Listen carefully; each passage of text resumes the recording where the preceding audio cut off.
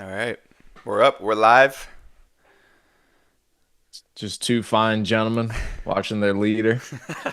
We got to start with that. Yeah, you got to talk about that. Yeah, so welcome in everybody, Gentleman's Code. Last week we came on here, we watched a good portion, about almost 2 hours worth of the Trump speech in front of Congress, the State of the Union address, if you want to call it that, the state of the first 2 months of the administration address. But Yeah. while we were live, we stream on multiple different platforms here. So I'm live on Twitch, TikTok, soon to be Facebook, X, and YouTube. I know Priamo also has Kick, but also those platforms as well.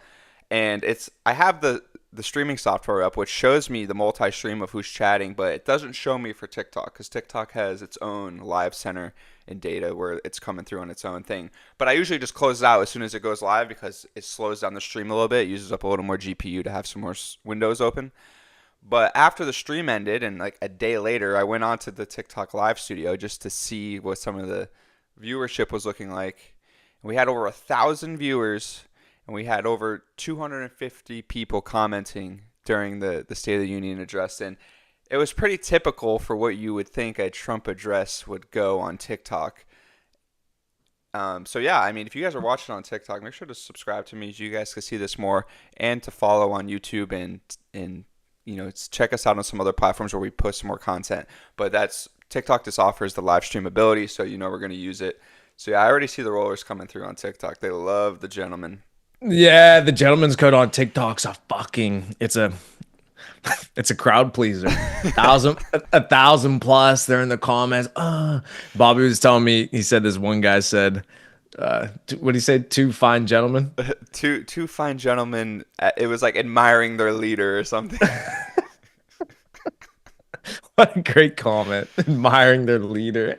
And then you got the fucking the libs going, fake news, it's not true, it's not true. It's like, okay. Yeah, they probably loved the fact that, you know what? That's a good question. I heard many, many, many, many Dems condemn the behavior that they had at the State of the Union, which was great. That was something where I said, oh, okay, hold on. We got some common ground here. Almost everybody, I mean, bro, that was hard to be able to defend because you knew that was wrong. Yeah. Of course it was wrong.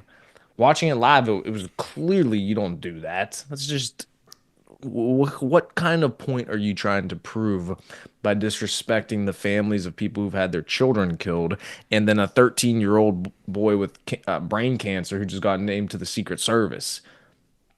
Can't clap for that. What does that have? That has nothing to do with politics. I know. Trump teed it up perfectly though, because he said and no matter what I do, he's like, I could find the best cure for any disease, and these people won't stand up or clap. And he kind of teed off he started with that, and then later on he went on to the Lake and Riley family, who was killed by an immigrant, and some other uh, people that have some serious problems going on, and then the child with brain cancer got selected to the Secret Service. So he teed it up. He's like, these people aren't going to stand no matter what I do, but here's all this great stuff that we're doing. That really has nothing to do with politics. This is just making America better and, trying to shed some light on some serious issues. But they couldn't Hmm. stand for it. So it made them look even worse than they already look in the light of some people. Yeah, Trump knows what he's doing. These guys aren't foolish. They knew exactly what they were doing going into that. Retrospectively looking at that, you say, "Oh, okay, yeah, that was the intention." They knew that they weren't going to stand for anything. They knew they weren't going to clap for anything. So he laid it on thick. Boom, boom, boom. The guy into West Point, the border patrol officer, Lincoln Ryland's family, the girl who got spiked in the face by a dude, and it caused brain trauma, and she couldn't walk. She got partially paralyzed for however many years. And then you have this goofy on The View. You see that the video of Whoopi Goldberg talking about how men should be in women's Yeah, sports. she's a clown.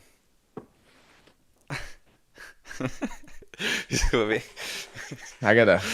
These are the people that they have on TV. These are the people that other Americans go to for their advice or for their opinion. How what is Whoopi Goldberg talking about?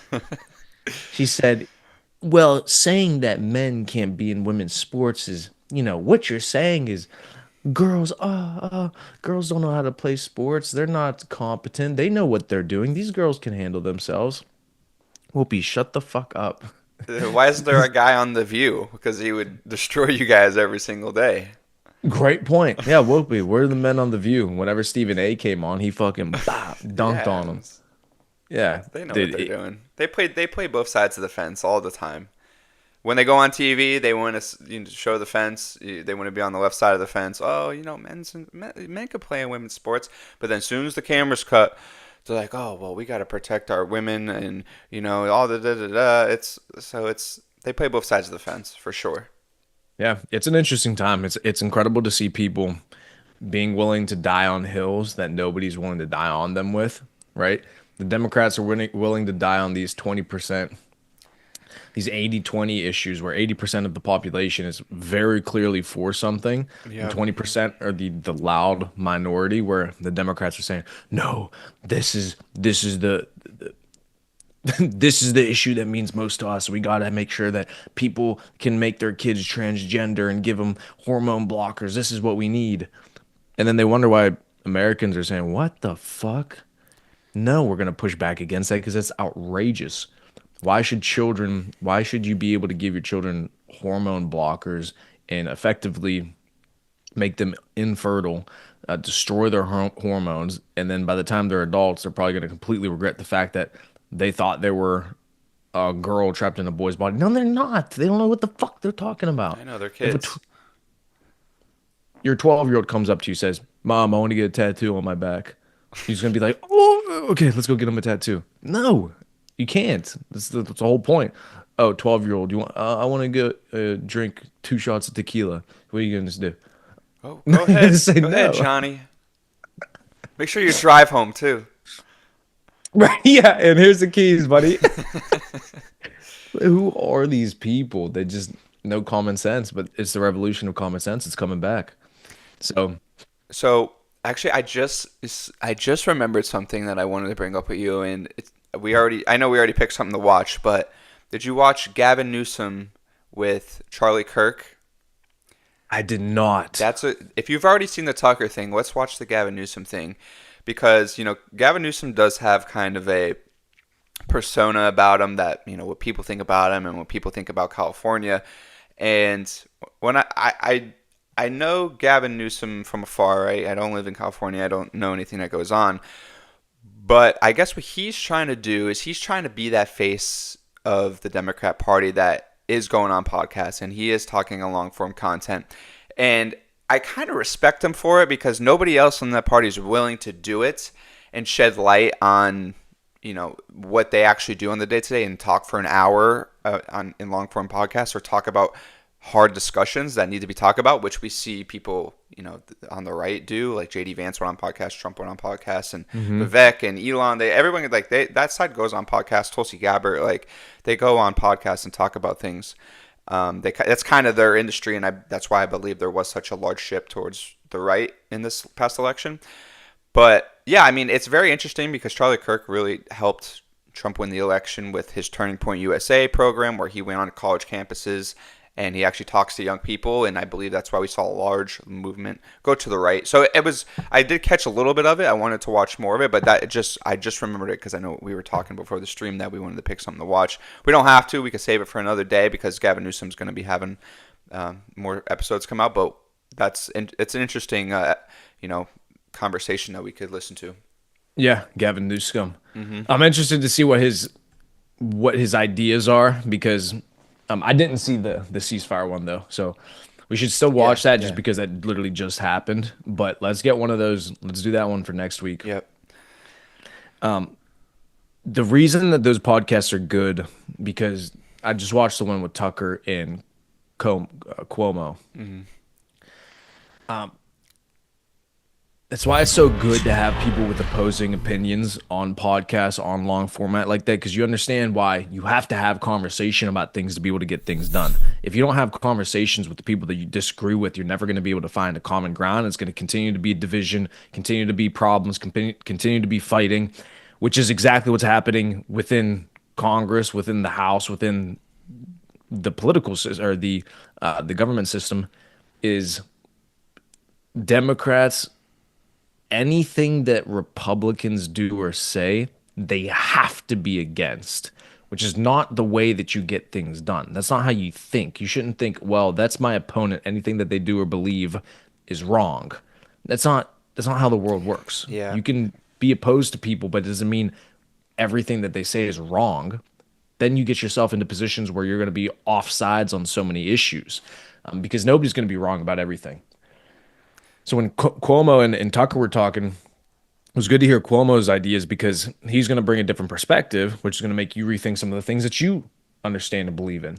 And he's also going to bring arguments and information to the table that are not going to be your bias. Therefore, he's going to shed light to new things that you may not have heard of or Sure. seen or thought about before, which is huge. But you have to have that dialogue. At least he was willing to come on and talk to Tucker, have that dialogue, and it was a fantastic conversation. Did they agree on it, everything? Fuck no. But it was a conversation. It was civil. That the it was the idea marketplace, and the best ideas were surfacing to the top, and then you make your own conclusions. Yeah. The problem is that especially, I mean, it happens on both extremes, but especially to the extreme left right now is where you see it. There's no conversation that's willing to happen. It's either you believe what I believe, or you're a disgusting human being, Nazi, bad person, da da da da. I can't. They take this moral high ground as if you're inhuman or inhumane if you don't believe everything that they believe. Well, of course you're not going to have anything done because you're not willing to have a conversation about anything. Yeah. No, I agree 100%. Shout out Brielle for the follow on Twitch. Thanks Come for on, tuning bro. in. But I think, and Joe Rogan said this on his podcast. I think the best case scenario is that we have two strong candidates for president, not just one strong candidate and then whatever Joe Biden and Kamala Harris were, because I don't believe they were strong candidates. They were just placed there. Because the reason is if you have two strong candidates, they can debate over those issues like we talked about. That might be 80-20 issues, but the way they solve the problem is different, and maybe the way they communicate the problem is different, and it makes you see both sides differently. Because let's just say Doge, for instance, right? I'm sure the Democrats may run on something like that. How they're going to clean up the government. So they're going to go about it a different way. Like, okay, we both believe that Doge is good, but we believe that you're going about it wrong, because their argument is Social Security, Medicaid. So if they could articulate their ideas and how they would go about it, that would be great. Not just with the picket fence, Doge is bad. Doge is bad. Right? That doesn't make anything better for us people. So obviously we're just gonna not even think about what you're saying, because one, it sounds crazy that you would want waste, fraud, and abuse in the government.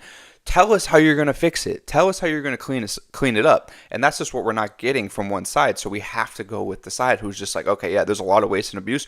We're going to clean it up. I'll be honest, Elon and Trump, maybe they don't communicate it the best, but they're taking action, which is what matters the most. So when you take action on something, it resonates more with people than just saying what you're going to do. And that's why they're doing great right now. So the other side has to at least start communicating, at least put a foot in the door of, hey, we're going to start. It could be any issue. It doesn't have to be Doge. It could be the trans women in sports, right? And the trans and women's sports. Listen, like, okay, we don't think this is right. It shouldn't do this way. But here's our problem of how we're going to fix it and how we're going to make that side happy, how we're going to make both sides happy. That they don't do that. They don't give any explanation of to what their ideas are. They don't give any explanation of how they're going to solve the problems. So how can you go with people or vote for people that they don't give you an explanation as to what they're going to do? So I think having two strong candidates is the best case scenario. And like you said, in podcasting, people have opposing ideas and they knock heads and they talk. That's how it should be. You should want two strong candidates, but we don't have that right now. Exactly. And what you were saying with Elon and Trump, they're showing you exactly why they've been such successful businessmen, because they're taking business principles and implementing it into government, which is good, which is going to get things done. So Elon is showing you with SpaceX, with Tesla, with PayPal, all these companies that he's built. Why did he build them so quickly? Why did they become so effective so quickly? Because they did action. They failed. They learned from all the failures. They get better. action. Instead of preparing, just action over motion.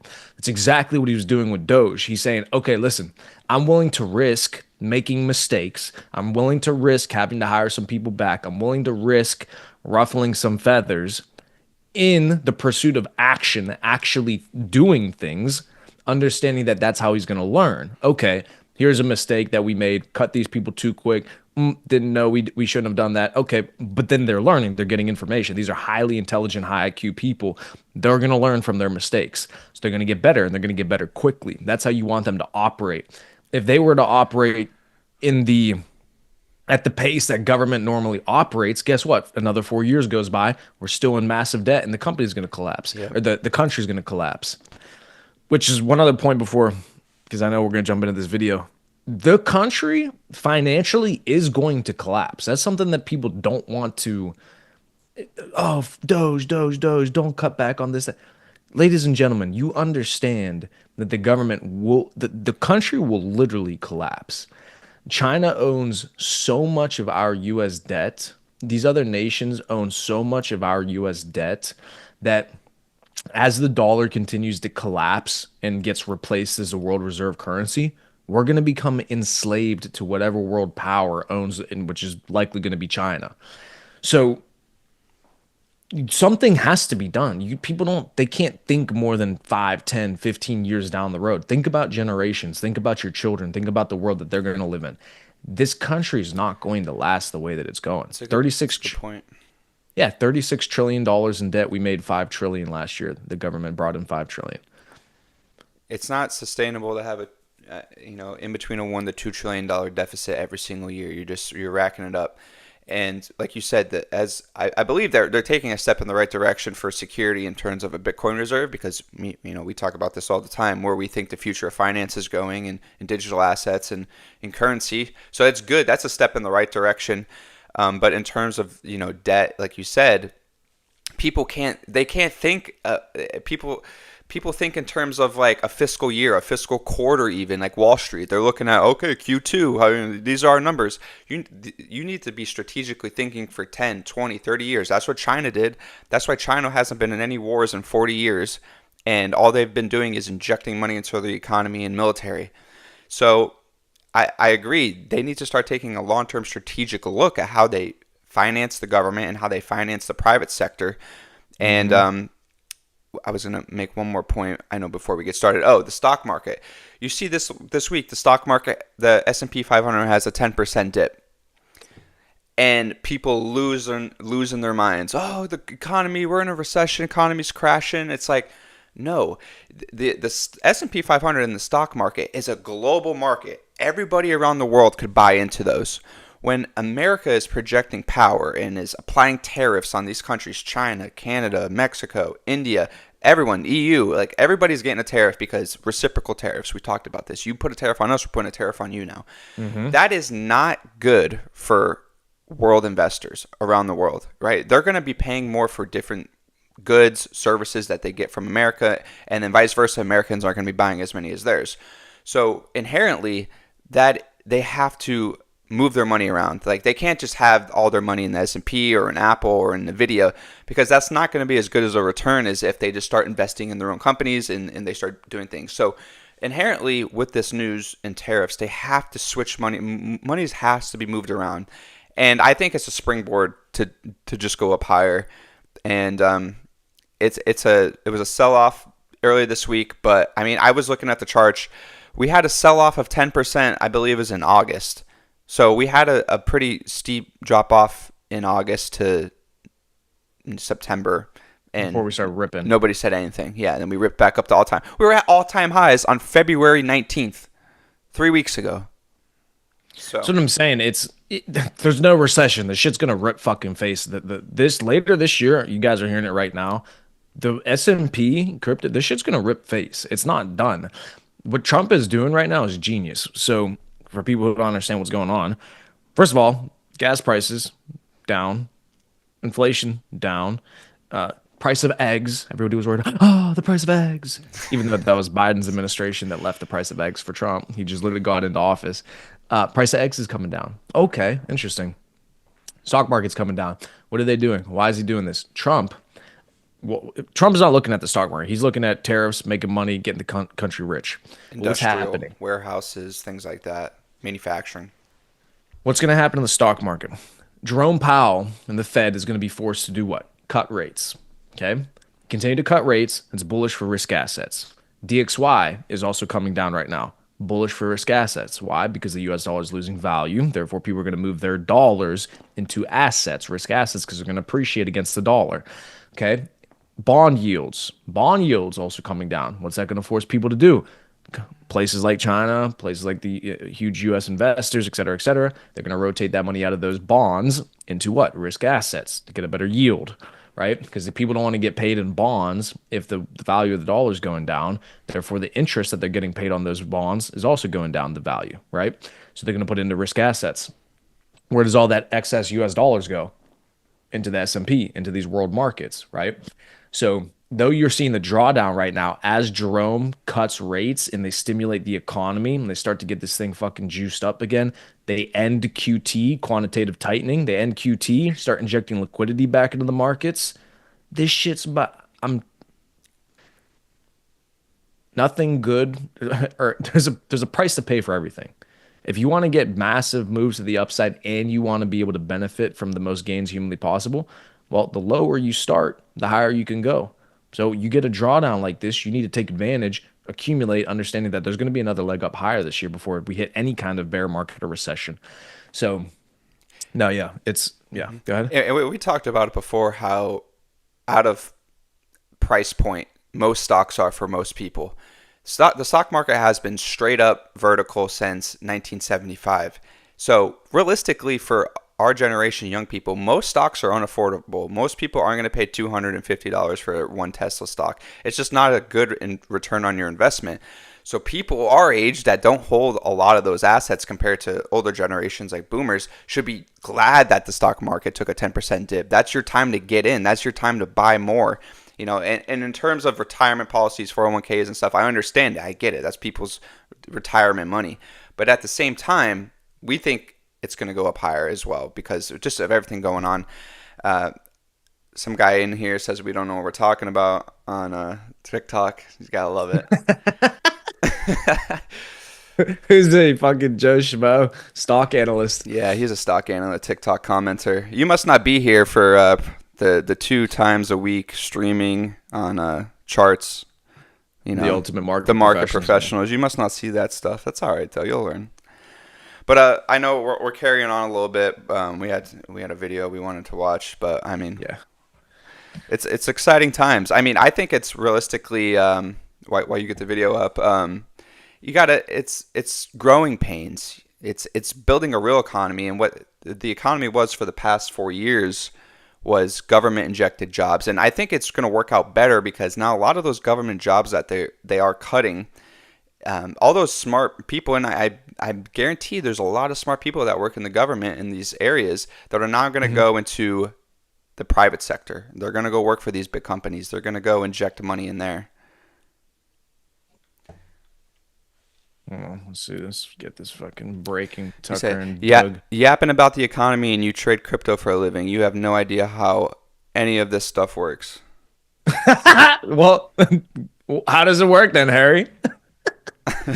That's hilarious. Literally what we do 24/7 all day, every single day for years.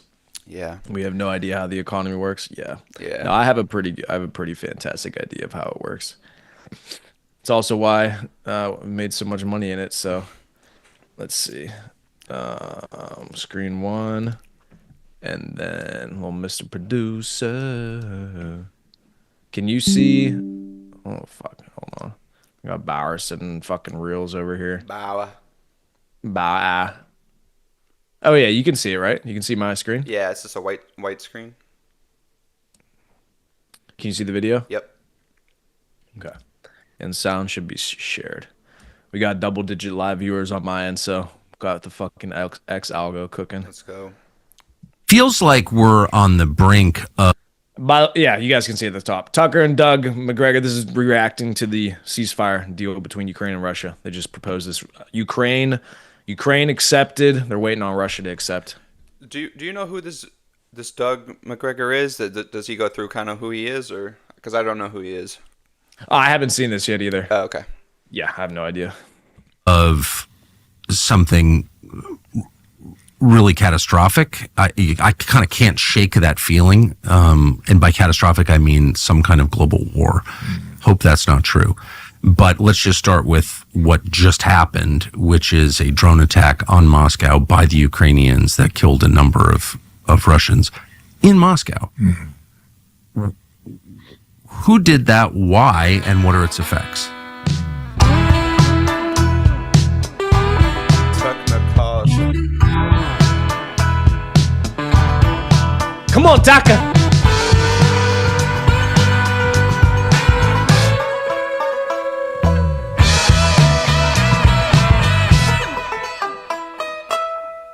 It's a sick intro.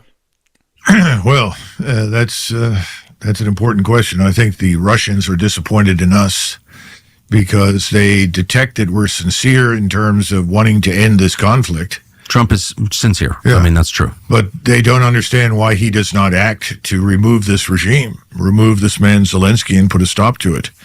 There's this constant drumbeat about a ceasefire.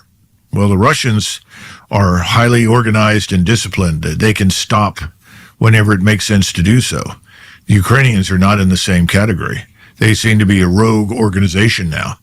You know, we've got, 200,000 of them here in the United States, and I don't know how many thousands of them are working for the SBU, the Ukrainian Secret Police, that are now running around threatening everyone that has criticized Ukraine or opposed support for Ukraine.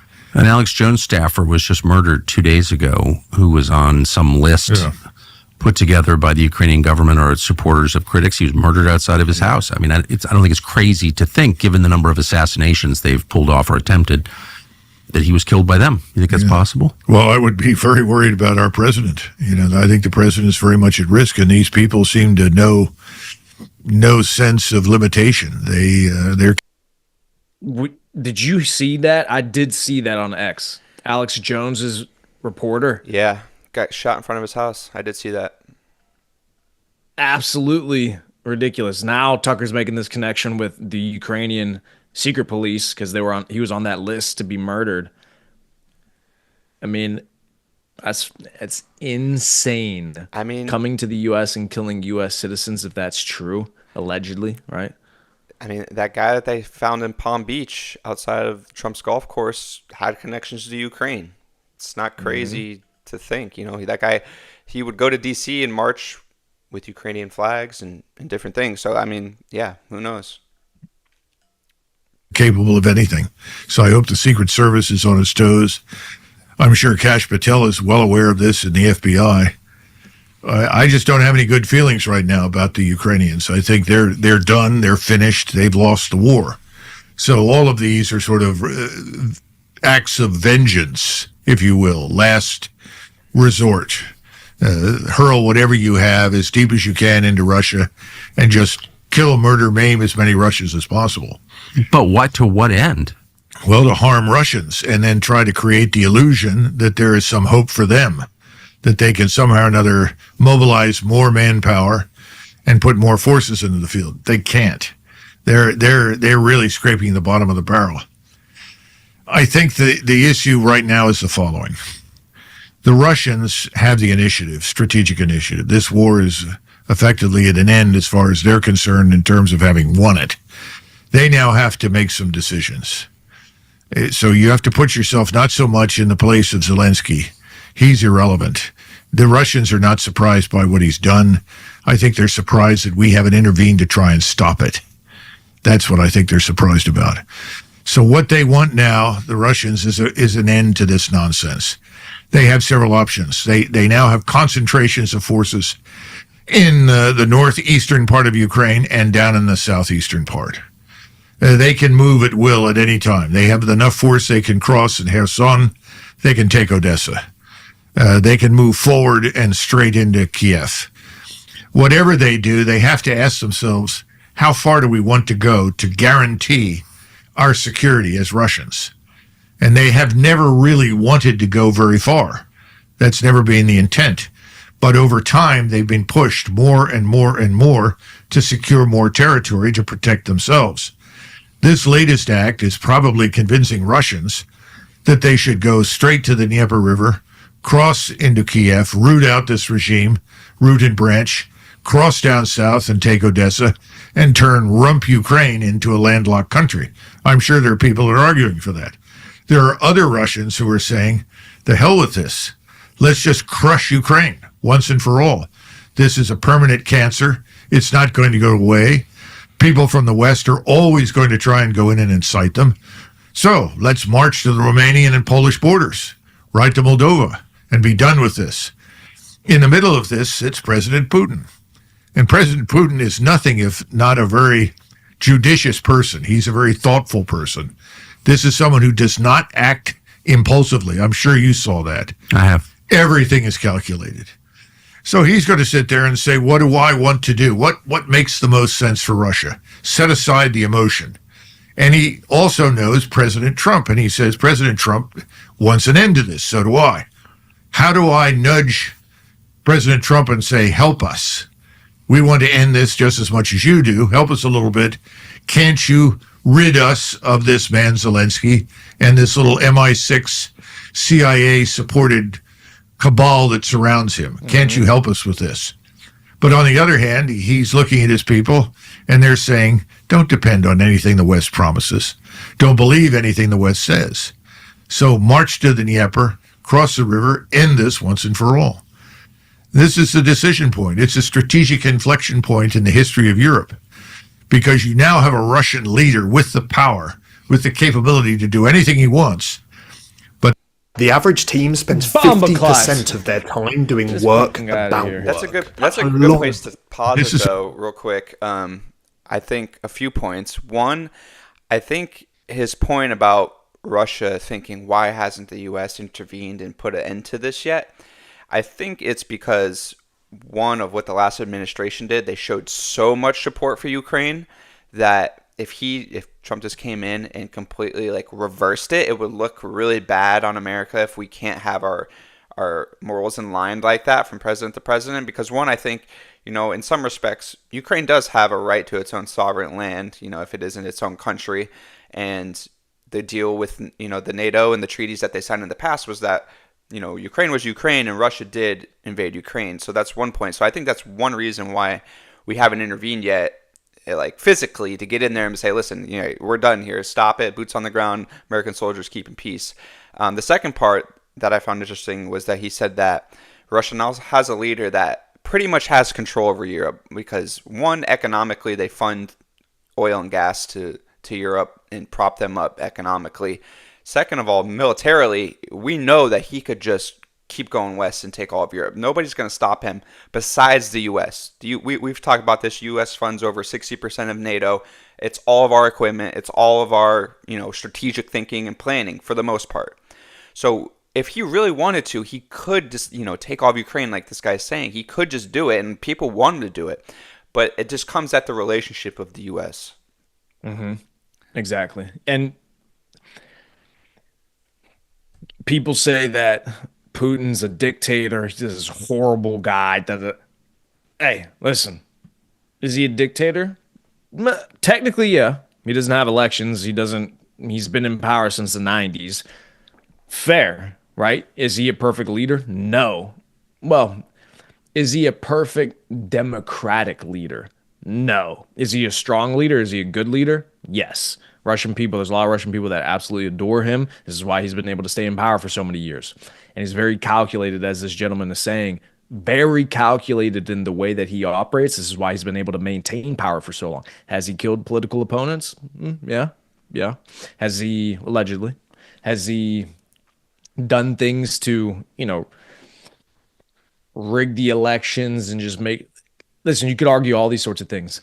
But the reality is that the administration that's in Ukraine is also not a legitimate administration in the sense that the U.S. had done a coup in Ukraine back in 2014 to get this administration in place. Zelensky gets elected. Zelensky fucking under martial law, halts all elections, so now the people can't vote him out. He's also throwing his political opponents in jail, just like they did this past week to that guy running against him, trying to call for elections. Boom, throws him in jail. Oh, he got put in jail. They threw him in I jail. didn't see that. Just a couple days ago, they threw him in jail. So Zelensky's political opponent gets thrown in jail a couple days ago. They're killing other political opponents or reporters. I believe it was an American reporter in Ukraine. I have to look at that again. They either threw him in jail or killed him. So my point is both sides have leaders that are to a degree illegitimate. So now you got to look at it and say, what makes sense to stop the killing? If you have to give up some of Ukraine to Russia, well, that's NATO's fault. That's the US's fault. That's Europe's fault because you pressured this war to happen by trying to bring them into NATO. Mm-hmm. It is what it is. What are you going to do at this point? You're just going to continue to let the country get absolutely obliterated until Putin has the entire country? So you got to make up your mind. Yeah, because like he said, he could do that, but he hasn't done it up to this point. Why he hasn't done it, I'm honestly not sure why he hasn't done that yet. I think it's because it will strain the relationship with the U.S. and Europe, and he doesn't want to do that, obviously. He's just trying to strategically work his way around parts of Ukraine that he wants. But yeah, very interesting. I like this guy. Mm-hmm. It's a Russian who doesn't want to march west. He doesn't want to rule Ukrainians. There you go. He's not a fool. He knows those people don't want to be ruled by Russians. So it's a difficult position, but he has to end it. And there's the other danger is who knows what comes next. They killed this Russian general who had a very prominent role, and his name escapes me right now, but he was killed recently. He had a very prominent role in identifying the attempts by the Ukrainians to build a dirty bomb and also to launch attacks on the nuclear power plants. He knows there are people over there capable of that kind of lunacy. So that also has to figure into his calculus. It's got to be one of the most evil governments in the world. It is. Well, look at what they've done to their own people. I mean, how many of these Ukrainians have died needlessly? The handwriting was on the wall 2 years ago. Why would you drag this thing out? And Putin has not wanted to drag it out, but he has also not wanted to give people in the West the impression that he's interested in doing anything more than removing the Ukrainian menace. In other words, he's not interested in conquest, doesn't want to march west. I mean, how many times can he and Lavrov say this nonsense and shut up Ann Applebaum and the rest of these why does Ann Applebaum crazies have any effect on anything? I mean, this is like one of the dumbest people in the United States. I don't understand. Well, she's also married to the Polish foreign minister. And right now, the latest poll says that 86% of the Polish population opposes any Polish participation in a war against Russia. So, and even Tusk has said, if you think we're joining some sort of contingent to go into Western Ukraine, forget it, we're not going. So I think this whole facade is crumbling. Is there any European population? So there are many European leaders who have suggested, some have said out loud, others have hinted, that they're going to send troops to fight Putin. It's absurd. Is there any? I dare you to let me clock. build you a completely free e-commerce. Buddy, I dare you to make a better ad. Any European population that wants that? No, not a chance. I mean, the British are probably the furthest from Russia, and they all know what their army consists of today. It's a bad facsimile of what was there 200 years ago. It goes back to Bismarck's famous remark in 1879. He was asked by a British journalist, what would you do if the British army landed on the North German coast? He said, well, I'd have it arrested. And everyone was upset, but he was right. The British army was about the size that it is now. And the German army at that point numbered what, 600,000 with a capacity to mobilize millions. So this is all nonsense. The same thing is nonsensical in France. All my friends in the French military, and I've got several, have told me, Douglas, this is absurd. You know, the only thing the French army is prepared for is to go on safari in Africa. Yeah, and they're pulling out of there. And of course they're pulling out. This is a waste of time, money, and resources, all of it. The issue for Donald Trump is as follows, and I think this is what's most important for him to keep in mind. And his instincts are good. If he follows his instincts, he'll be fine. He needs to stop listening to the people around him. Number one, any war that breaks out today involving the United States and Russia, and whether or not Russia, we want it to be involved, Russia is involved in the Middle East. Russia is involved in Eastern Europe. Whatever happens, the war will expand. We will end up with multiple enemies arrayed against us. China, BRICS in general, and certainly Iran and other states in the Middle East. So the first thing is all wars will expand. So don't start one under any circumstances. It will expand out of control. The second thing is he's going to discover the hard way that we are grossly overstretched and overextended. The American military establishment is in no position to fight any kind of long war. Remember, we used to talk about the long war that we were supposed to fight? That was all nonsense. If you look at all of the simulations that involve us against Iran or us against any number of great powers, they all end in 2 weeks. Well, why does the war end in 2 weeks? Because in 2 weeks, we've exhausted everything that we've got. There's no more ammunition. There are no more missiles, no more rockets. I would say, in truth, right now, it's closer to 1 week, maybe 10 days. And we don't have this scientific industrial base with manufacturing capability that is humming along 24 hours a day, 7 days a week. We can't match Russia, a nation of 140 million? Imagine that economic base producing in China. China is in a position today that we were in during World War II and in the aftermath. We were the productivity giant across the world. That's China. So you can't go to war with these people. You'll be buried by them with conventional weapons and ammunition. And anyone who thinks a nuclear exchange makes sense deserves to be shipped off to the nearest asylum. And I think Trump understands that. So those first two things, anything that we do expands out of control. Secondly, we're overstretched, overextended. Our forces are tired. They're very exhausted. The naval forces in particular have a lot of problems. Not just them, but they're the ones that are sitting out there on the front line right now. And then on top of that, you have the Air Force. And the Air Force cannot field thousands and thousands of fighters and bombers. We lost 18,000 bombers trying. So what he's saying is exactly what Trump is trying to fix. We've completely deindustrialized our country, removed all of our production capability, all of our manufacturing capability, all offshores. Why? Because it became so expensive to be able to do business in the United States, so companies went elsewhere.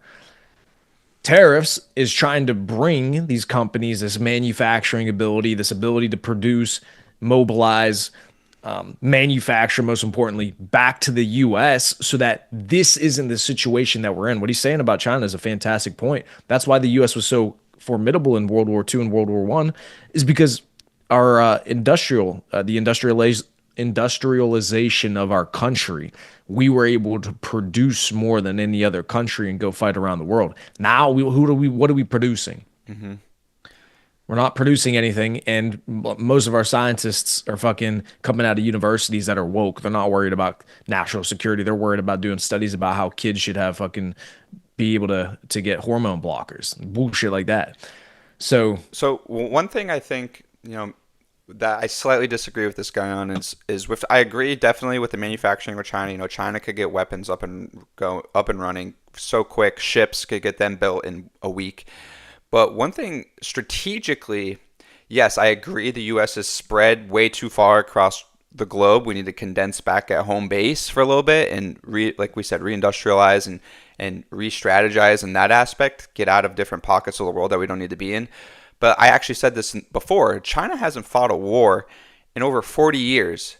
And when they did fight that war, I believe it was against Vietnam slightly I believe it was in the early 80s. I believe China was in there with Vietnam.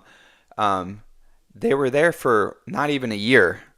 So China doesn't have this real war experience. Like nobody our age has ever been out there on the front lines and fighting and strategically moving soldiers in airplanes strategically. Like the US does this, like that's what we do. Like we do this literally like all around the world at all times in every continent on the world. So I think we have a slight advantage in that aspect because China hasn't really fought a real war in like I don't know if they ever have. I don't know if you could say that they've ever fought a real war, like a modern war, because yeah, they were involved in different conflicts throughout the early 1900s, but it's so different than modern weapons and EMPs and F-22s flying over your head. Like shit could get real really quick, and I don't know if they have that experience that the U.S. has. Right. That's a fair point. Yeah, because I'm trying to think right now, where's China fighting around the world? And I don't have anything that comes to mind. Yeah. The issue with China, though, the reason it's still so, especially with Russia, why it would be such a bad idea is because China supplies so many of the things that we use. Yeah, supply They chain. They just cut that off, and then they just have manpower. So even if they're shit at fighting, which you're right, I'm sure they So are. just throw numbers at you. They just have so many people that they will learn quickly enough to the point where it will not matter anymore after a few years of fighting. Yep. Similar to Russia, I guess Russia had more modern wars than China has for sure. Yeah. With Ukraine. But that was the big reason why Russia just decimated Ukraine is just they simply have hundreds of millions of people compared to tens of millions in Ukraine, if that. So naturally over time through attrition, which most of war and most of business is winning through attrition, right? If you're simply just able to outlast your opponent, you're going to win on a long enough time frame as long as you can drag it out that long. Yep. But that's a good point. I didn't think about that. Yeah, China, I don't know what wars they fought modern. I can't think of any other than conflicts with Taiwan but that is not militarily. But that's like the U.S. and like Hawaii or Cuba. You know, Right. it's right there. It's so close. It's close proximity. I know that's just a point that I'm sure the Chinese know. You know that they're not like we said. They spent the last 40 years building up their country and building up the military, but they don't have that. You got to think the U.S. was in Afghanistan for 20 years, shipping soldiers, shipping cars, shipping ammo across the Atlantic Ocean back and forth for 20 years straight. We did that. So we have a good understanding of what it takes to go across the ocean and fight a war over there and come back and bring people. That's just like, especially China. They've never crossed the Pacific Ocean and like worked in that way because they would be fighting in the U.S. I'm sure they have a good relationship with Canada, and that's another thing that Trump's working to end, and Mexico with the cartels, and so there's a lot of moving parts to this that it's tough to get a grasp on from the public view if you don't have that intel like the government has. Right. Last point I'll make, and we'll pop back on the video. The BRICS is another important thing that he mentioned here on this interview so far. That's something people got to pay attention to. That's BRICS is Brazil, Russia, India, China, South Africa. And that's essentially the resource superpowers of the world, right? The resource superpowers. And the reason people got to understand that that's taking place, that alliance exists, is the US dollar being the world reserve currency is why the US have so much power. It's people are willing to hold the US dollar as a reserve currency. Our money matters. It makes us rich. Therefore, we can have big military presence around the world, military bases, spend money, import things, etc. Right? That's why we're so rich. It's because our money is the world reserve currency. What BRICS is doing is they want to, on a long enough time frame, essentially create this alliance where their resources and their manufacturing capabilities, like in China, are what become more valuable than the US dollar in and of itself. Because if they can start to change the world reserve currency from the US dollar to something else and continue to sell their resources and their products, they're going to remain rich while the US is going to become poor because now our money isn't worth anything. The United States, our resource, our commodity that makes us rich is the US dollar. We export US dollars, and that's what makes us money through bonds and other things, etc. Other nations like China, Russia, India, Brazil, South Africa, they export real resources. That's how they make money. So we got to be very careful as a nation to fix our debt and fix the way that we make money, because as soon as the world reserve currency collapses in the US dollar and it switches to something else, because it's never forever, right? All these other empires over the last hundreds of years have had world reserve currencies as well, like the Dutch Empire, the Spanish Empire, British Empire. Yeah. Those currencies, it doesn't last forever. It's about 80 to about 120 years they'll last as the reserve currency. As soon as the U.S. loses the U.S. dollar as the reserve currency, what is our resource that we're exporting? We got to fix that quick, because it's nothing right now. Mm-hmm. Our export is U.S. dollars. As soon as U.S. dollar means nothing, we're cooked. We're cooked. So, yeah, we got to be careful. Trying to penetrate German air defenses during World War II. We in the Royal Air Force, 18,000 bombers. Air defenses today in Iran are substantial, and they are capable. This is the S-400. They are layered with multiple kinds of missiles over a vast area and radars. We are going to lose aircraft. No one knows how many, because we've never fought our way through it. But we don't have thousands to lose. So in an attrition setting, we can't win. And unfortunately, when you're 6,000 miles away from home, it's attrition. You can't replace rapidly. You can't reload rapidly. You can't resupply rapidly. Logistically, it's a disaster. Then finally, you see what's happened in the market recently. Dropped 900 points. What do you think happens if there's a war in the Middle East or in Eastern Europe? It'll just intensify the sell-off. Everything tanks. All confidence will be lost. No one in their right mind at this point should be talking about a war. We should be talking about disengagement. And Zelensky, frankly, the way he was treated, I think President Trump was far too gentle. I'm surprised that two giant Secret Service agents did not come in, pick him up, and remove him from the office. But the way he handled Zelensky is the way he's got to handle Netanyahu. Because if he doesn't, Netanyahu will drag him into the abyss, because he wants this war in the Middle East come hell or high water, and it's not in their interest. What war? The war with Iran, the war with everybody. I mean, you've seen these settings where Netanyahu sits at a table and he's got everybody around him in his cabinet, and he says, this is our opportunity to settle with everyone. We're fighting on 5 fronts. No, we're fighting on 7 fronts. And he starts ticking off, everyone from the Houthis to the militias in Iraq and Syria and now Iran and so forth. If you look at the map today, he's trying to occupy Syria all the way up to the edge of Damascus. Bomba clot. You got Experience your new PC by Digital Store. Damascus. And Erdogan, who is a very clever but slippery character, has already said, forget it. We're not going to tolerate that in southern Syria. So he's pushing the envelope to the very edge. In Damascus, there are 3 great Islamic cities in the region. One is Cairo, the other is Jerusalem, and then Damascus. They're not going to surrender Damascus to the Israelis. So whatever happens, the Turks will eventually become involved. They'll march in. So, I mean, that creates a kind of structural problem, because Turkey is a member of NATO. I don't think so, because I don't think NATO matters.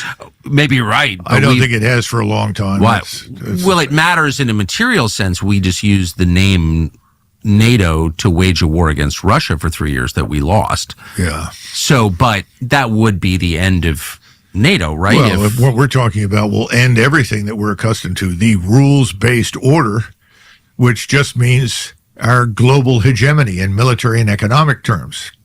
Everyone in BRICS is now being forced together. We're forcing cohesion on BRICS as an alternative to our financial system, which we use to bully everybody. So that's all that BRICS is about. But now BRICS is going to become increasingly militarized, because we're seen as this rogue state that is willing to put everything at risk in order to retain its position of dominance. That's catastrophic for us. We don't want to go down that road. And that's why I think most of us voted for President Trump. We saw him as someone who would say no and diverge from that path. But we don't know right now. It's not clear. He has not made it clear what he wants. He has said he wants a settlement with Russia. He wants normalization with Russia. Okay, if you really want that, you've got to act in a way that demonstrates conclusively that you support that. That means end all the military aid right now to the Ukrainians. Period. Done. Number two, get all of the Americans out of Ukraine immediately. Everybody. Intelligence, civilians, contractors. I mean, this has been another contracting bonanza in Ukraine, just as Afghanistan was. And Iraq. End that. So the people who built this country built it because they wanted... Yep. That's what he was saying with the financial system, is if we lose that, we're cooked. Mm-hmm. And the biolabs that you built there. And so the Ukrainian military has been selling, I think everyone's aware of this, it's true, a large percentage of these weapons onto international arms markets, and they've wound up with some of the worst people in the world and destabilized the world.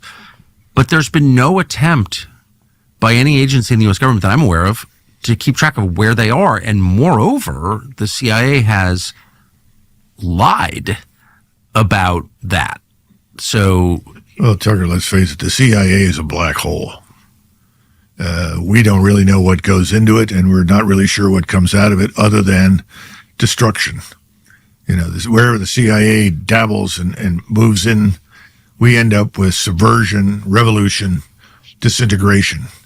That's everything we touch, literally. That's why it was such a stroke of genius to get rid of USAID. USAID was helping to fund all the nonsense, along with National Endowment for Democracy. Thank God for those things. But I don't know about the gentleman, Radcliffe, who is in charge of the CIA. I don't know what his march orders are. But we have a very serious problem over there. This has been operating for a very long time in isolation from any accountability and any real oversight. So that needs to be stripped down to the bare bolts and find out what's really happening over there. Everybody talks about the Epstein files and all these kinds of things. I'm sure it'd be nice to know the truth about all of that, but there's much worse going on in the CIA globally, and we need to put a stop to it. But these are actions that we have to take, not just for ourselves, but to demonstrate to the rest of the world that we're serious. We want an end to these conflicts. We're not interested in waging war in everybody else's country. We're not interested in planting new governments that are puppet regimes in other people's countries. That's what it's about. That's what we've got to do. If we don't do that, we're going to eventually be dragged into a confrontation with a substantial portion of the world. And then we don't prevail. Oh, of course not. Of course not. But keep in mind, what about the American people? There's nobody here. We walk outside, find anybody who says, well, there's a train leaving, for Ukraine. You can get all your equipment, draw it right there in the train station, get on and go and fight Ukraine. See how many people show up. Oh, well, why don't we bomb Iran? Would you like to be part of?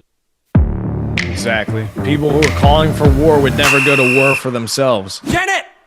The strike package, we have a seat for you on a B-2 and you can watch the bombs go off. Would you like to do that? Nobody wants to do that. There's no interest in this country in any of that crap. Yeah. But people in this country are damn well interested in what's happening on the Mexican border, and I just spent 3 days down there. And they're damn well interested in what's happening in Mexico because they know that that is a cesspool of barbarism, savagery, criminality. And that's our existential threat.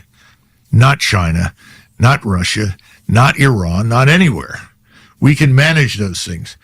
President Trump can manage those things. This thing down on the Mexican border is really at a boiling point. We need to understand that. Tell me, what does that mean? Well, what it means is that the cartels run everything. I mean, we hear about this President Scheinbaum in Mexico. Forget it. She controls, 40 square kilometers in Mexico City. This whole thing is an organized crime state. Everyone in Mexico knows the truth. Yep. If you go to Mexico City, my oldest son was just down there for a month, and he speaks very fluent Spanish, and he was talking to lots of people, and he loved the place, loved Mexico City, loves Mexicans. But they'll tell you flat out, well, don't go there, and don't go here, and don't go there, and don't ride in this cab, and don't take this automobile, don't go to that airport. Everybody knows the truth. Everybody knows who operates what, who controls what. And if you navigate through this maze of invested power of the cartels, you can survive. But if you accidentally cross into their territory and are seen as a potential problem in any way, shape, or form, you're dead. But at the same time, you've got whole families of these cartels, people that work for them that are being treated for dental needs, medical problems, whatever else. I mean, you join the cartel, you get free health care, you get all of this. It's bizarre, but it's real. And you pointed out the weapons going down there are serious. I was down there, and we talked to several people who are border patrolmen, also talked to some Texas Guard people, and said we just go 100 yards on the other side into Mexico, and behind the ridgeline over there, you'll see all the weapons, all the RPGs, the Javelin missile systems that have found their way to Mexico. Javelin missile system? Yeah, we've got it. They've got those things over there. From Ukraine? Yeah, sure. Well, we sent over, I don't know how many, 1,000 of them? And several hundred were captured by the Russians. And then I'm sure several were sold on the black market. I mean, about 50% of everything that showed up there ended up somewhere that didn't belong. It's just one huge corrupt industry in Ukraine. And the longer we feed it cash, the worse it will get. So you've got to starve it of cash, starve it of ammunition, and end it. The Ukrainian people will ultimately thank you for it. They've had enough. I don't care what various people say. They're tired of it. What do you think the actual losses are on both sides in that war? I think the Russians have lost, well, when they say Russians, let's put it this way. The Russians, 90 to 100,000 dead. They may have lost another 10 to 20,000 non-Russians from within the military establishment. And that's one of the great achievements, by the way, of President Putin, has been to weld this force together that includes large numbers of Muslim Turks who are extremely competent fighters, very tough. In fact, the Chechen fighters are cleaning out Kursk right now, Kursk Oblast, because the Ukrainians made a mistake. They hurled large numbers of drones down into Chechnya and killed a number of people, and that just lit a fuse that is now exploding. Who'd want to fight with Chechnya? I certainly don't. No normal man wants to fight the Turks. Right. I mean, those two wars, I mean, I'm not an expert, but I sort of followed it in the news. So maybe not want to mess with the Chechens at all. Never, ever. Absolutely not. And there's a good, healthy relationship right now between the Muslims and the Orthodox Christians. Yes, I've noticed. It's a very positive thing. He's done that very well. There's a lot to be learned from that. I think we could do something similar in some respects. But having said that, the problem is right now, 100,000 plus 10 to 20,000 of the others, that's about it. But on the Ukrainian side, I can certainly account through the various sources I trust for 1.2 million dead Ukrainian soldiers. Dead? Wow. Those so you out think it's there, 10 to 1? Oh, easily. And that's because over the last year. Well, that is just shocking. Yeah, but that over the last year, it's grown. In other words, the losses have. There are 101 ways that you could get clients. Tucker making $1 billion off these ads, man. Yeah, dude, he got the Giga fucking package on. The Giga ad pack. The fuck? Tripled and quadrupled every day. You know, you've talked to people. You can watch people like Larry Johnson and Scott Ritter and others. They all have different numbers and different sources, but they all agree 1.2 million is about right. There are some who think 1.5 million is closer. Dead. Yes. And what happens at the end of wars? In a country of under 50 million, but 25 million in the country now, I think, ish. Yeah, there's nothing left. That's why the notion that they can build anything now is ridiculous. And how many millions are overseas? 15 to 20 million have left the country. That's there are insane. 2 million plus Ukrainians in Russia, and probably 15 plus million in the West. And most of them have made it clear they have no intention of ever going back.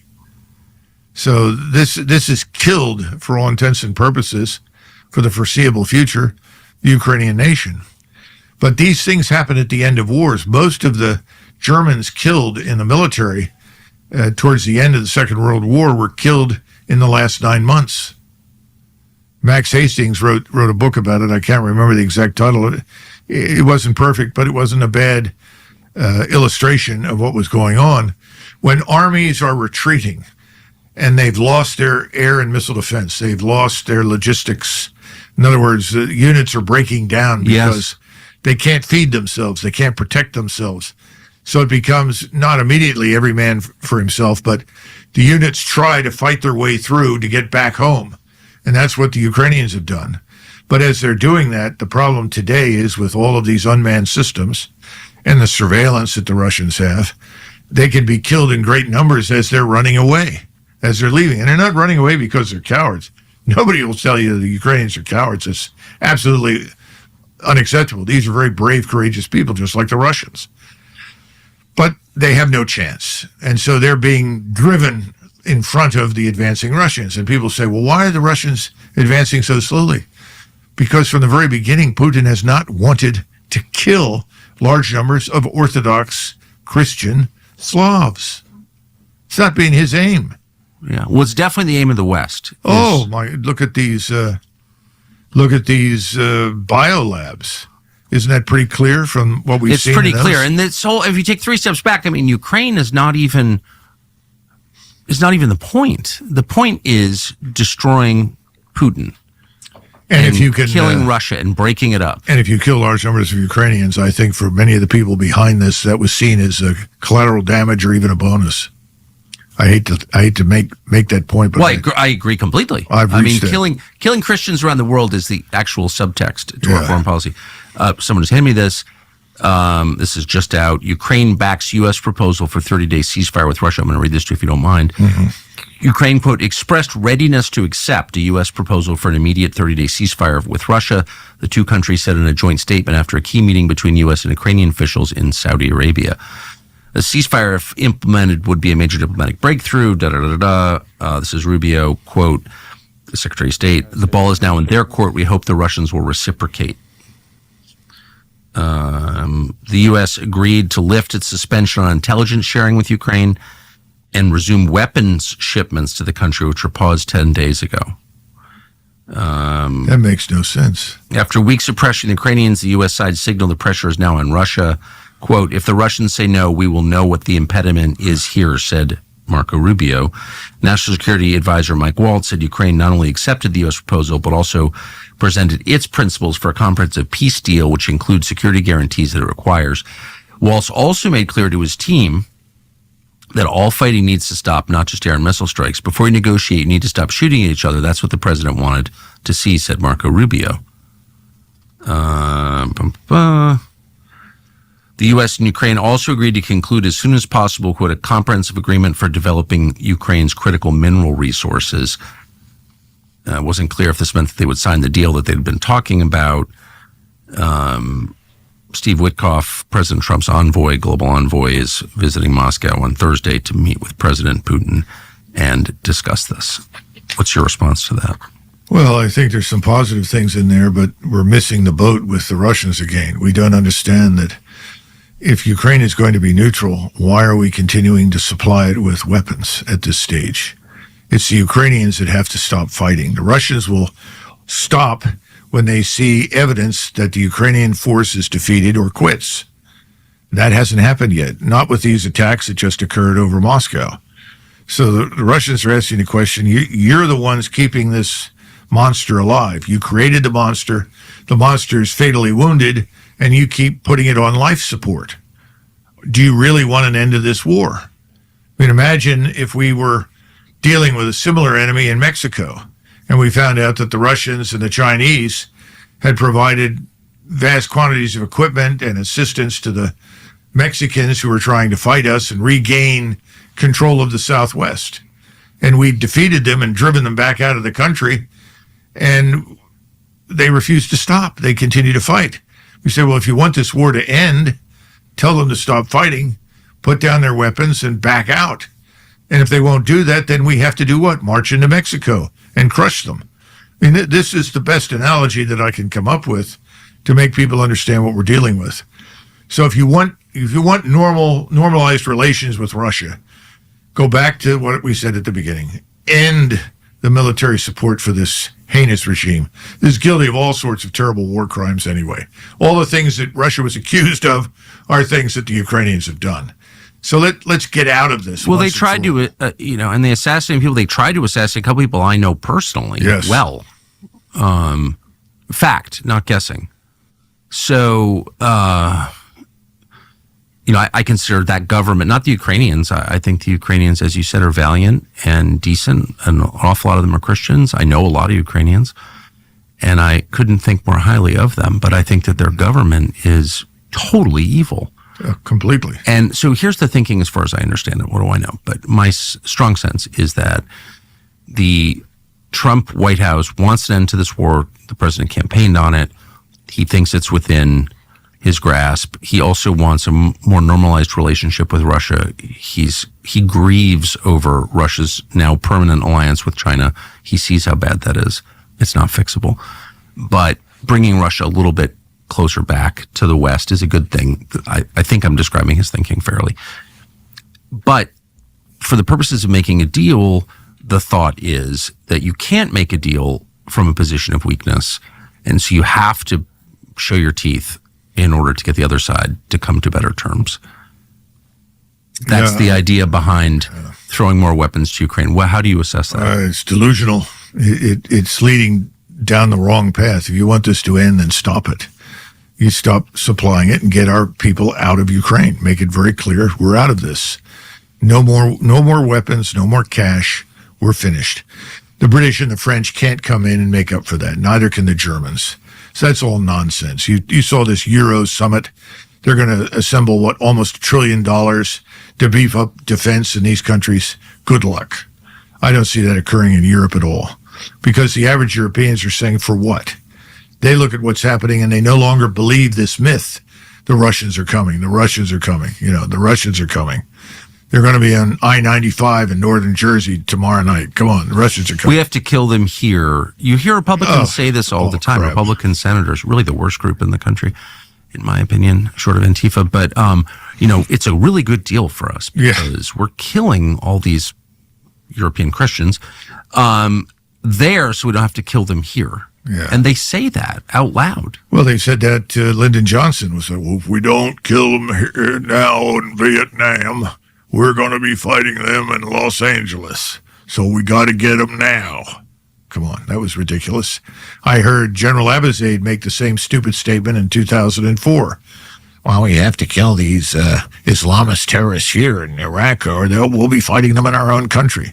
It's all crap. It's the same old set of lies. It's sort of like the perpetual neocon narrative. It's 1936. We all have to band together. There's another Hitlerite on the horizon. This is a standard sort of gruel that is pitched to the American people over and over and over again in the Anglosphere in general, whether it's Great Britain, United States, or Australia. It's all nonsense. We got to get past this and once and for all bury it. If we really want this to stop, this is not about winning or losing. I think that's another problem. We got to make sure this is a win for the president.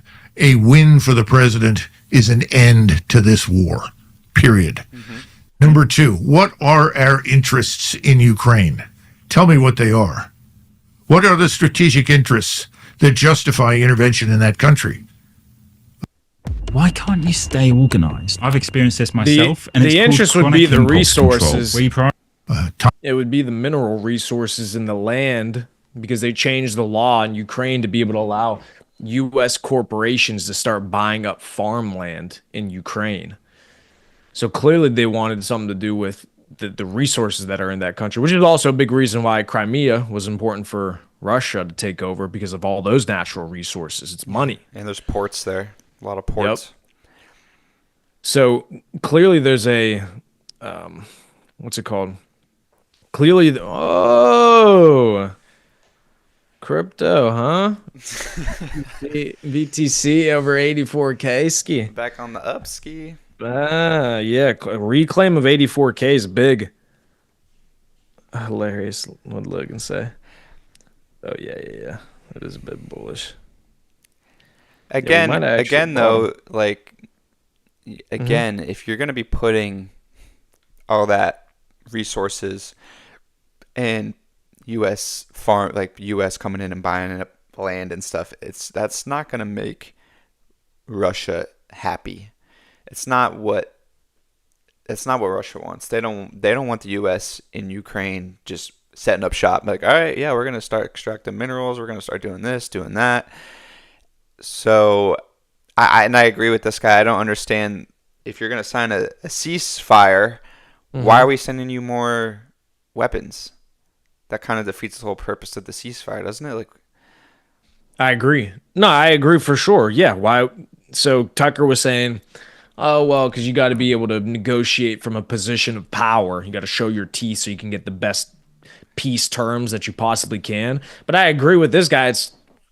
Well, so then what are we actually fighting this for? Economic gain? Because if that's what it is, then say it. Okay, are we doing it for the resources there in Ukraine? Do we want to be able to get more land, get this mineral deal from Ukraine? Like, what are the actual intentions? Because if the actual intentions are stop the war, stop the killing, stop people from dying, then stop sending weapons. Yep. And then now I can sympathize, I can understand the mindset of, well, we can't just roll over, otherwise we're going to get decimated on these peace talks because then we're going to have 0 foot to stand on. Yep. Understandable. I can understand that. And I'm sure there's much more qualified military minds that are, behind this. Hopefully, I would hope. And like he said, if Russia just steamrolls all of Ukraine, then you don't even have a deal to be made with the mineral deals and stuff. So it could be, you don't have nothing to work with. Exactly. Yeah, then there is no talks. It's just, oh, okay, shit, it's gone. Yeah, Oops. It's done. All right, we can rip more. What do you want to do, like 10 more minutes? Yeah, let's keep going. What is that? Can you see the chapters? Like, what are some of the chapters? I see there's a few chapters coming up. We got Russia, Ukraine, proposed ceasefire. Can Europe be saved? American politicians on cartel payroll. That would probably be how long is that? Like 10 minutes? Let's watch that. 10 minutes exactly. Yeah, like that. Yeah, let's watch that. Cartel is real. When I was in Mexico, I'm telling you, I told you about this. I went into actual Mexico, and I was with a girl and her family there. And it's completely different than these resorts and shit you go stay at in Mexico. Mm-hmm. The cartel's real there. That shit they run that shit. It is it's an issue. It's going to be a problem that the U.S. is going to have to deal with. There are the cartels in Mexico. And by the way, and then mainlining it into the country, there are the cartels in Mexico. And by the way, they have a lot of support here. Their influence reaches right up into DHS, all the way to Congress. There are so many people on the payroll. I'm told after my visit down to the border, it's frightening. American officials on the payroll of Mexican drug cartels. Yeah. See? Makes sense. That's why the borders are so fucking open and then being able to get all these drugs in here. Duh. Yeah, bro. The cartel is the mafia 2.0. Mafia in the U.S. was paying off judges, paying off politicians, doing all their illegal everything. It's the same thing with the cartel. It's the same thing. Just an organized crime organization. Money talks. They take money. They get their drugs. They get their people into the states.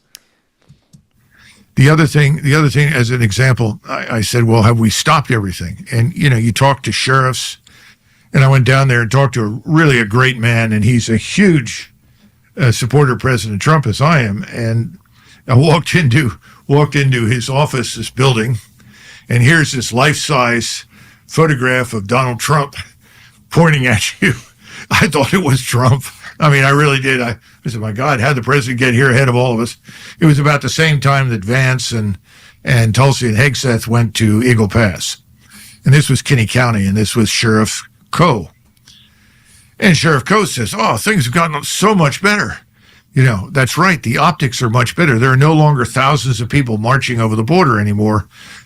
But what about the legal ports of entry? The Border Patrol has nothing to do with the legal ports of entry. Those are controlled by police authorities, Customs Police, and others. And I said, well, what's the problem with the legal ports of entry? Well, most of the drugs and a lot of the human trafficking comes through the legal ports. I said, well, how does that happen? They said, well, if somebody comes up to you and you make normally 3,000 or 4,000 a month, and they say, here's 20,000, let us through, you get through. And that's part of the problem on the border. So I said, well, what do you think needs to happen? And people told me privately, you need to get the U.S. Army on the border. Bring back the regular Army and then rotate them. And the Army's not on the border. No, they just sent a brigade, and that's fine. But we have, I think, 6 or 7 of these brigades of motorized infantry, these light armored vehicles. Put them on the border. We need 40, 50, 60,000 troops down there. We need some aviation brigades down there. Now, they don't all have to stay there forever, but they need to stay there until the barriers are built and the border is secure. And then we need to come up with a system where we periodically rotate units down there to back up the police, back up the border patrol. Why? Because the cartels are infinitely better armed than the police and the border patrol.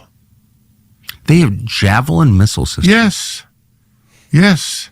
They've got unmanned systems for ISR, for intelligence, surveillance, reconnaissance. They've got armed unmanned systems. And the thing that nobody seems to understand is what happens when we finally stop it. You stop the drugs. You stop the human trafficking along the border. Now, they're going to try and go around you. They'll try to use the coastal waters. And I think the Coast Guard belongs in the United States, not in the South China Sea, not in the Persian Gulf. They belong here, and they're not. They need to bring them back and get them. We have the Coast Guard in the Persian Gulf? Yes, absolutely.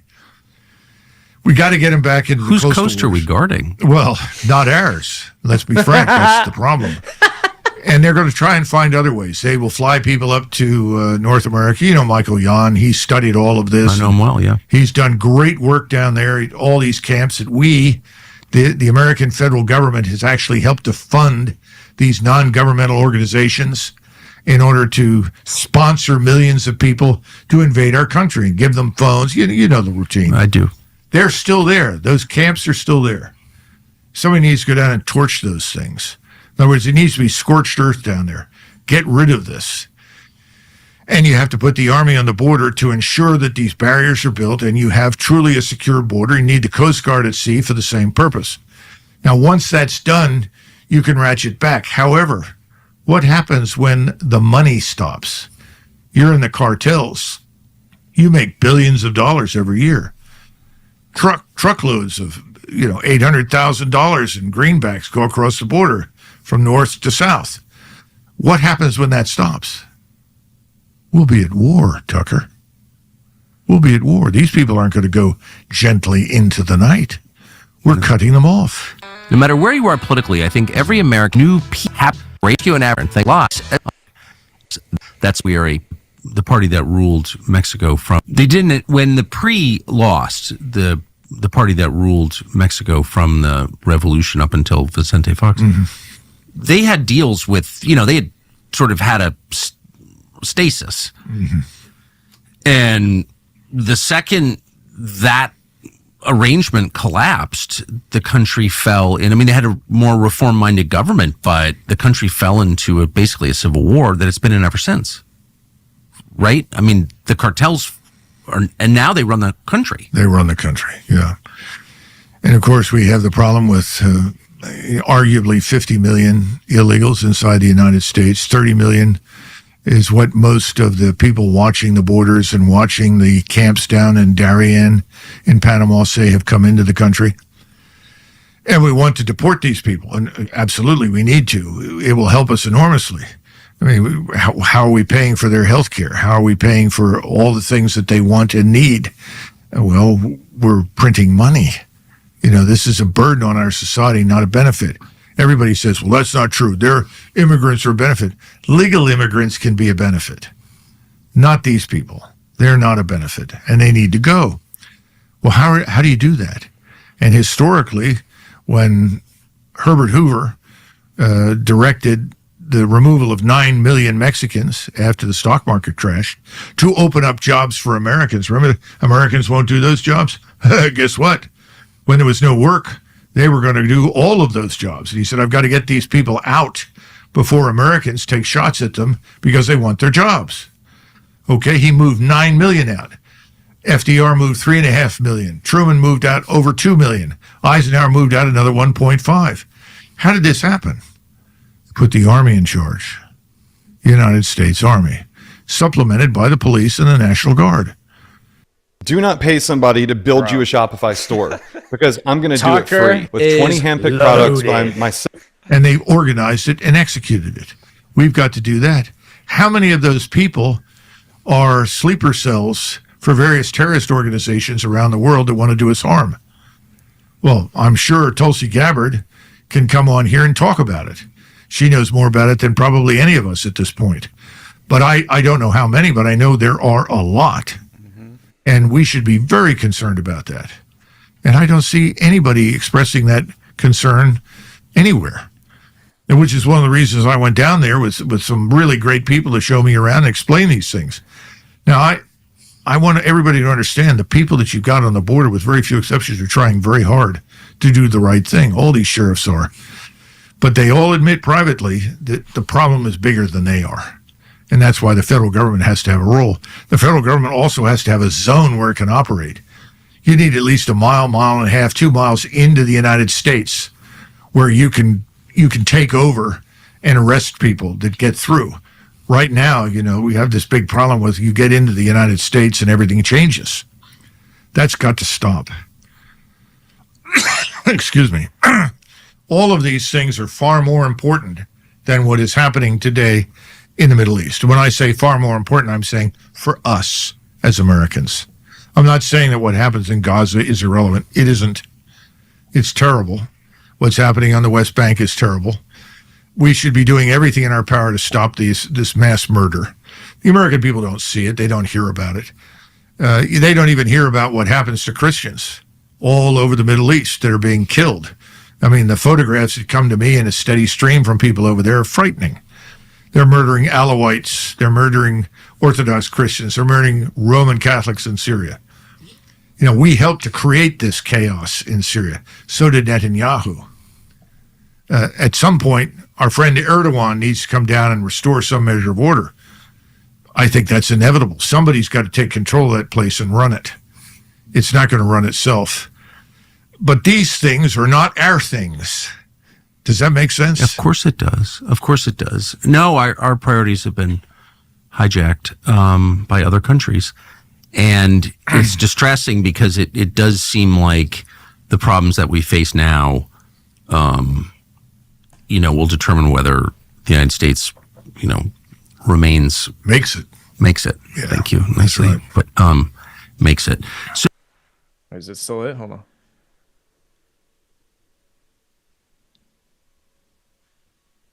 Yeah. So just to bottom. Yeah. So, yeah, go ahead. That's that's a crazy point. And like he said, was with the immigrants, and how many of them have loyalty to the cartels that are coming across the border? He said 30 million is what people guess that came over the past few years. How many of them are loyal to the cartels and helped raise them, or help went education and everything, or brought them to the U.S.? Is it 1 million? Is it 2 million? Is it a third? Like, how many of the people are loyal to the cartels that are here illegally and aren't going to go without a fight? And like he said, once you do cut off the money, you stop the drugs, you stop the trafficking, you get all the immigrants out, you think they're just going to roll over and they're going to be like, oh, well, okay, we're done now, we gotta figure something else out? Like, no, they have, you said they have javelin systems, they have these advanced weapons systems that they're going to fight. They're going to try to keep their money coming in, because how else are they going to make money? Exactly. And here's the other thing to think about with the cartels as well. The people that are trying to get away from them and get into the country and do what they're supposed to do for the cartel, they're not going to go back without a fight. It's not going to be something that, like this guy was saying, that the cartel is just going to roll over and the people that are aligned with the cartel are just going to roll over. Why? Because even those that are not involved with them directly, well, no, they are involved with them directly, but they're not necessarily in the business of selling the drugs themselves or making the money themselves. They're more so a cog in the system, or some of these girls that are sex trafficked into the U.S., sex trafficked into the different parts of Mexico, they're not going to want to go back or flee or get away from the cartel's influence because they're not able to. Okay. Yeah. So I'll give you an example, real world example. One of the times I was in Mexico, right? You see things, you talk to people, you learn about what's going on down there. This is why it's so important to travel and understand what's actually going on in these regions and why these people have these kinds of problems. The girls who get sex trafficked with the cartel, they get into prostitution and these sorts of things thinking that this is going to be a way for them to make quick money, take care of their incredibly poor, impoverished family. Typically, these girls are doing it to take care of their parents, take care of their siblings, which is disgusting and so sad that they have to do this and they resort to this. But this is what happens when people are in life or death situations. In the US, we're worried about what fucking pronouns people are supposed to use for you. Fucking idiots, not understanding that people are literally starving for food. The last thing they're thinking about is what the fuck pronoun this guy's going to call me. No, they're worried about how am I going to eat? How are my children not going to die? Literally a few hundred miles away across the border. Not few hundred miles away. Not even that far away. And your biggest problem is what fucking pronoun you're going to be called. The disrespect for our country, the disrespect for the opportunity that we have here is outrageous. These people who think that they're entitled to everything are idiots. As soon as you put them in a cartel, let's say,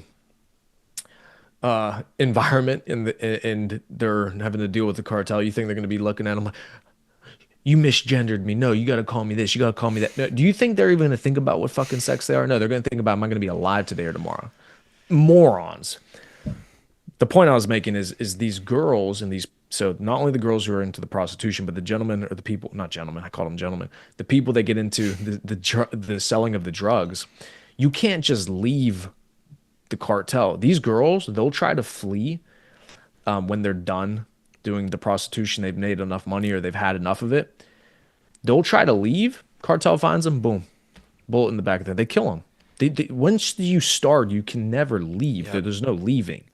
This is real. They will literally kill these girls. They try to get away, boom, kill them. It's you're stuck for the rest of your life, and this is what these people run into when they deal with these cartels. So that's why you can't negotiate with these people. You can't allow this to happen in the U.S. because it's going to be a massive problem. These people, it's going to be life or death for them. I saw. So they're gonna. Sorry, I didn't mean to cut you off. I saw there was a new movie that came out. I forget the name of it, but I watched the trailer for it and it looked pretty legit. Right over the border from El Paso. I forget what the town is called, Jesus or something. Mm-hmm. But they were showing how there's legitimate tunnels that run under the ground. These cartels have created tunnels that could get people into the United States just by tunnels now. And like he said, the legal port of entry is still one of the most difficult things to handle because there are people that are going to be coming here legally every day. People have their passports, they're coming in, they're flowing in, Americans going out, coming back in, Mexicans that have passports or visas that they could get in legally, but then they're strapping drugs under the car, they're hiding people in the cars, and like he said, the way to do it is to put the military in there, create a buffer zone where there's military for 1 mile, go through a couple of checkpoints, have people rotating so that they're not bought and just allowing people to come in, just legally come through because they're paid out. Okay, when this guy comes in with this license plate, make sure you send him in. So how do you combat that? You put people in there rotating every week or every day, whatever it is, so they're not at the same place. And they're U.S. military, so they have an obligation to always have the U.S. interest in, or it's treason and you're out. So yeah, it's a very complex problem. And like he said, this is one that we actually have to pay attention to because it's literally at our doorstep. And the cartels are, a problem. They are not domestic terrorists, like we said, so they're probably in the scope at all times now. With we saw Vance down there, Tulsi Gabbard were down there, Pete Hegseth was down there, so they're making it a priority. They said it. The illegal crossings are at an all-time low again, and that's good. That's one part of the problem, but the main problem, like we said, is drugs, violence, human trafficking coming over the border. It is. It's going to be a problem. It's going to continue to make its way into our country as long as they can continue to fund the politicians, fund institutions, get their people into the country, it's going to be a problem. All right, Harry. Well, that was a fucking fantastic stream. Yeah, Jake just said great stream in the chat. Absolutely, my friend. Good to see you, Jake. Been loyal for a long time now. We're still over double-digit live viewers on X, on Kick, everything. Some fine gentlemen just watching Pompino and the gentleman cook. I wonder how was the TikTok stream? Were they pissed on TikTok today? No, we didn't really have to. Besides that one guy when we first started yapping about the economy. Yeah, Mr. the e-com guru. Okay. We had a good amount of viewers come in. Beautiful. All right. If you guys aren't already inside of the Taylor's Code, link is in the description. Link is in the bio. Join the network and university for the ultimate professional. I say this for years now, from when I developed sales teams to developing this network with Bobby and Logan. People go to college and they'll spend $100,000 at this point now, $200,000 just to get an education from somebody who doesn't actually know how to make money. Just a professor who's making a salary, drives a Honda Civic, teaching you about finance. Okay, really? That's where you want to get your education? That's the network that you want to develop? No. You're willing to spend all this money to go to school to get an education that's not actually going to show you how to get rich. Yeah. To maybe get a job. Exactly. To maybe. They don't even guarantee you a job. You join the Taylor's Code, I guarantee you an opportunity to be able to make money. And if you want to get into the sales industry, I can guarantee you a sales opportunity. Yeah. Guaranteed. Guess what? $50 a month. And for the first month, in March alone, only in March 31st, 11:59 p.m., code expires. You sign up for the Taylor's Code and you join the network, it's going to be $40 off of your first month. So it's going to be code TC444. Okay, TC, Taylor's Code, right? If you guys couldn't figure that one out, TC444. Apply that code at checkout, go to the website, join the network. We're going to get you into the private Discord. We'll get you making money either in e-commerce with Bobby, in crypto with myself, and then we also have the fitness campus with Logan, teach you actually be a formidable human being, because all this money, all this mindset, all this shit that we talk about doesn't mean anything if your health is in the tank. Doesn't matter if you're on your fucking deathbed. All the money in the world doesn't matter. So become a part of the network for the ultimate professional. We're actually doing an event this weekend. We got a bunch of the gentlemen getting together. We're taking the whips out. I'm going to have the videographer come out, get a bunch of content, show you guys how we're moving, how we're living. And this is the whole point of us building this network, is so now that we can continue to get like-minded individuals who are doing well, making money, having success, and taking all the sports cars out for a ride, going to these cigar lounges, introducing ourselves to new people, making new business connections, continuing to being able to make more money with each other. That's the whole point of the network. And it's happening right before our very eyes. So we already have over 370 people inside. Join if you guys see the vision. Yeah, we always harp on it, how today's day and age, it's a global game. It's super competitive. The teams win. The individuals that pop up and do enormous things and build enormous businesses just don't exist anymore. It's a team game. It's a team atmosphere. So you have to get in and you have to learn, because there's so much to learn in every aspect of business and just life, from financial markets to building businesses with strategies and advertisements and sales and, being your fitness and all of that. It's all intertwined into becoming the best person you could be. The ultimate professional is what we call it in our community. Mm-hmm. So if you want to actually take those steps and to start learning these things and to start applying them into the real world, maybe like Priamo said, maybe you're debating on if you want to go to college or not. And you're like, I don't have the money. I don't have $20,000 to $30,000 a semester to go to school and to get an average education. I'll tell you right now, anything you think you could learn in college, you can learn in the community in 3 months. Yep. And if you want to do something high end, like, I don't know, say Priamo went to school for engineering. He knows engineering very well. Well, there's principles and there's things in business that you could learn.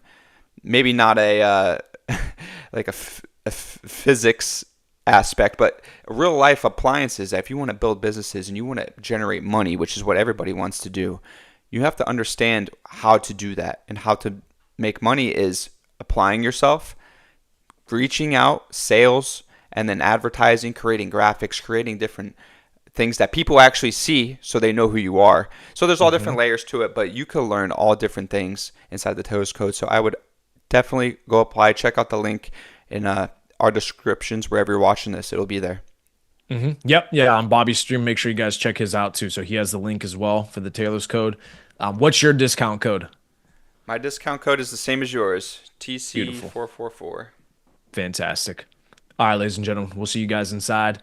We'll get to meet you soon. We'll be able to network, make money, grow the deal. And then, like Bobby said, win as a team, win as an organization. You see all the shit that's happening across the world right now, the cartels, the governments, the wars, etc. These are all networks. These are all organizations. The people who can win and fight and actually win these wars are the ones who are able to get mobilized, network with each other, be banded against the same ideas, morals, values. That's what you need to find for yourself. Don't find yourself on the outside with no group, with no identity, with nobody that you can rely on. If you're down $100,000, you need to call somebody and you need to be able to make a move and be able to feed your family for that week.